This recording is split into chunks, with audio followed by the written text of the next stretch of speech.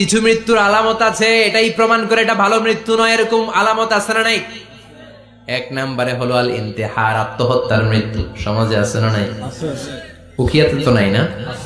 এদিকেও মরে, কি জন্য? কেন মরে? হ্যাঁ, বয়ফ্রেন্ড গালি দিছে এজন্য? হ্যাঁ, মান কতালা নাফসাহু বিশাইইন উযযিবা বিহি ইয়াউমাল কিয়ামা। যে জিনিস দিয়ে যে যাকে মেরেছে, আত্মহত্যা করেছে, সুইসাইড করেছে, কিয়ামতের দিন ওই জিনিস দিয়ে সে তাকে মারবে, এটাই হবে তার শাস্তি। ওড়না পেঁচিয়ে যারা আত্মহত্যা করলো ওর শাস্তি ওড়না পেঁচানো। বিষ খেয়ে যারা মারা গেল তার শাস্তি জাহান্নামের বিষ খাবে আর চিৎকার করবে। ছুরি ঢুকিয়ে যারা মারা গেল জাহান্নামের আগুনে ঝলসানো ছুরি শুধু ঢুকাবে। আল্লাহ আত্মহত্যা থেকে বাংলাদেশে বাঁচাও, আমাদের ছেলে মেয়েগুলারে বাঁচাও। চিৎকার দিয়ে বলেন আমিন। আত-তাআক্কুদ ফিল লিসান ফিলা ইলাহা ইল্লাল্লাহ। আজীবন কালেমা পড়ে নাই, আজীবন কালেমারে বাস দিয়েছে, এখন মরার সময় সবাই কয় কলমা পড়েন, কলমা পড়েন। এখন পড়তে চায় মাগার মুখ দিয়া বাইর হয় না, আছে না নাই? কলমা পড়তে পারে না, আটকায় যায়, মরে গেছে। এই মৃত্যুটা কি ভালো? কথা বলে। ফি হালাতি শুরব, অনেকে মদ খাইতে খাইতে মরে, আছে না নাই?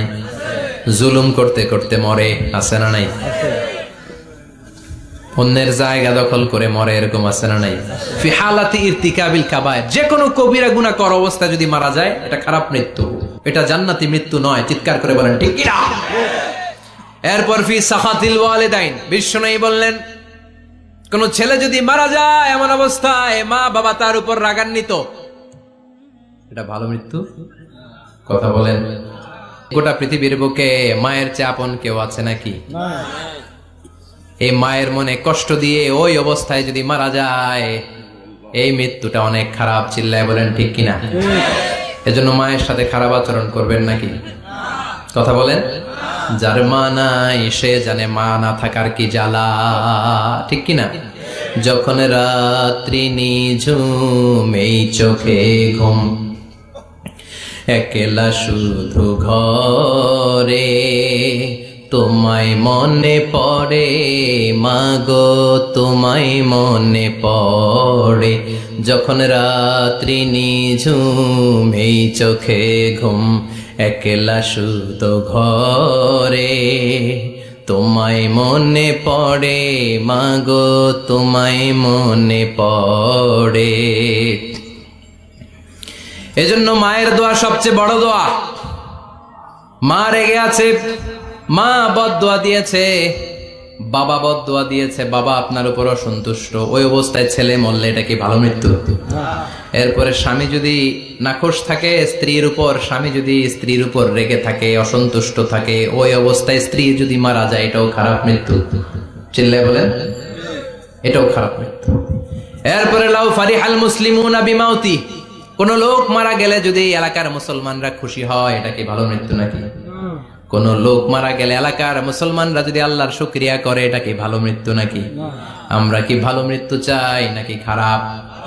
আমরা শাহাদাতি মৃত্যু চাই, ঈমানের মৃত্যু চাই। পড়েন আমিন। এজন্য রব্বুল আলামিন বলেন বাল তুসিরুনাল হায়াতাদ দুনিয়া ওয়াল আখিরাতু খায়রুন ওয়া আবকা।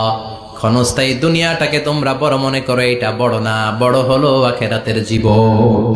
এজন্য আখিরাতের জীবনের জন্য প্রস্তুতির দরকার আছে না নাই? মরণ হচ্ছে সবচেয়ে বড় প্রস্তুতি, মরণের চিন্তা।